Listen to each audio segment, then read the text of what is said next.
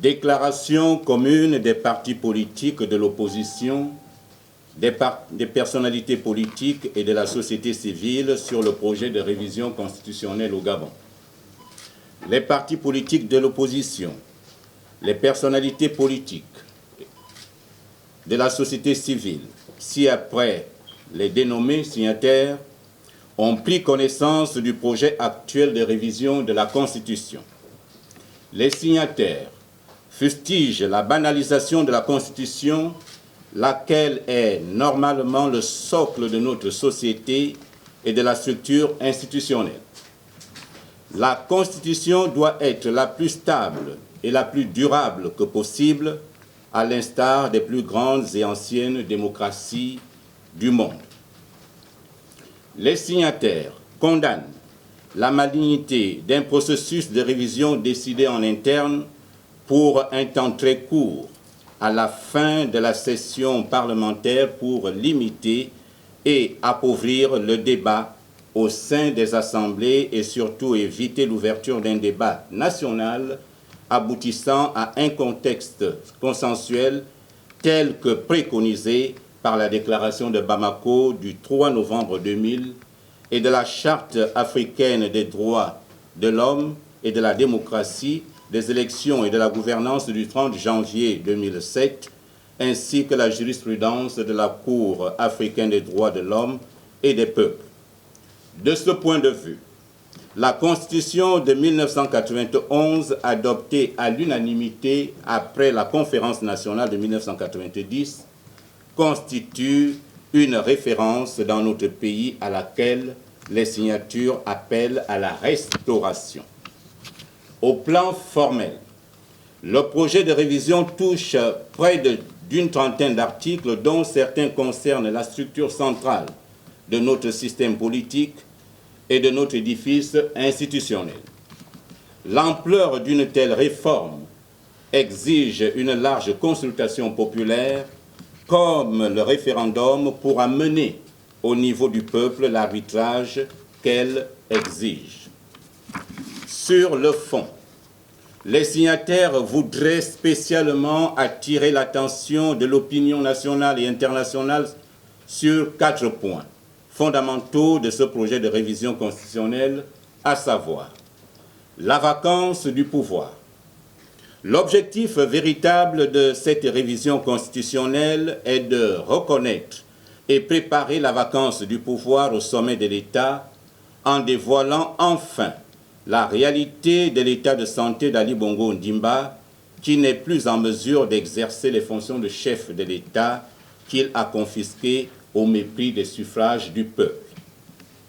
En mettant en place un triumvirat pour conduire la vacance de la présidence de la République, le pouvoir émergent introduit une complication inutile de conduite de la transition. Il touche ainsi à des attributions qui justifiaient la particularité du Sénat. Il entame l'affaiblissement du Sénat dont l'utilité sera de plus en plus discutée. Quant à la composition de ce triumvirat, les signataires dénoncent l'intégration du ministre de l'Intérieur, du ministre de la Défense nationale dans celui-ci. Elle est de nature à fragiliser la cohésion de la transition et son caractère civil, introduisant la crainte d'une transition sous la menace des armes. En fait, les signataires y voient l'expression des sourdes rivalités entre les factions au sein du pouvoir et les exacerbations de leurs contradictions. Cette composition révèle l'absence de personnes de confiance ou une suspicion généralisée au sein du régime. On doit y reconnaître la marque d'une peur panique caractéristique des régimes en fin de cycle. L'instinct de conservation du pouvoir, qui s'exprime ainsi, pourrait entraîner le pays dans une conflagration générale. La nomination des sénateurs par le président de la République. Les signataires condamnent l'immixtion du pouvoir exécutif dans le pouvoir législatif, et la violation manifeste du principe de la séparation des pouvoirs, affirmé par la Constitution. Il rejette cette volonté d'accroître les pouvoirs d'un président de la République déjà hyper puissant par rapport aux autres institutions et cette tendance à dépouiller le peuple de sa souveraineté. Le renforcement de l'immunité des parlementaires et du président de la République. Les signataires précisent que cette protection est accordée aux élus du peuple, président de la République, députés et sénateurs, pour les protéger pendant l'exercice de leur mandat. L'extension de celle-ci au-delà de cette période est une déviation. Elle cache la crainte de rendre compte des actes délictueux et criminels dont ils se seraient rendus coupables sous couvert de leurs fonctions, ce qui est inacceptable. Les signataires insistent sur le fait qu'aucun tripatouillage constitutionnel ne peut préserver de poursuite tout dirigeant politique. L'extension de la haute trahison. Les signataires rappellent que celle-ci est conçue pour s'appliquer contre le président de la République, les membres du gouvernement et les dirigeants des institutions constitutionnelles pour des actes graves commis à l'occasion de l'exercice de leurs fonctions. On ne peut pas décemment l'étendre aux actes relevant du droit commun. En fait, il s'agit d'une atteinte aux libertés publiques pour dissuader les manifestations de la colère populaire contre les atteintes récurrentes de leurs dirigeants à leurs droits.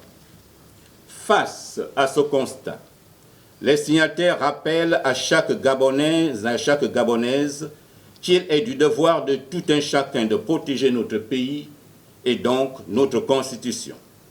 C'est pourquoi, dans cette période qui s'ouvre, ils appellent à une mobilisation nationale pour barrer la route au plan machiavélique qui transparaît de ce tripatouillage de la Constitution.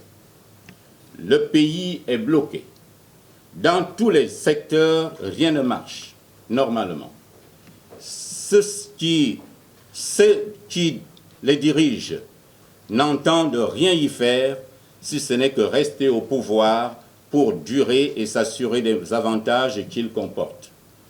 C'est pourquoi la démarche visant à retoucher la Constitution doit être rejetée par l'ensemble des Gabonais. C'est le lieu de lancer aux parlementaires de tous bords un appel à un sursaut national pour qu'ils fassent barrage à cette réforme inique et rétrograde. Qu'ils sachent que dans leur position, ils ont une responsabilité particulière devant Dieu et devant l'histoire, car en votant cette loi, ils se rendront individuellement coupables du recul démocratique dans notre pays. Les signataires appellent, par ailleurs, l'attention de la communauté internationale, notamment les partenaires du Gabon, les institutions sous-régionales, l'Union africaine, l'Union européenne et l'Organisation des Nations unies sur les risques d'instabilité et de troubles sociopolitiques que peut engendrer à court, moyen et long terme l'application de cette révision constitutionnelle. Faite à Libreville, le 22 décembre 2020, les signataires. Je vous remercie.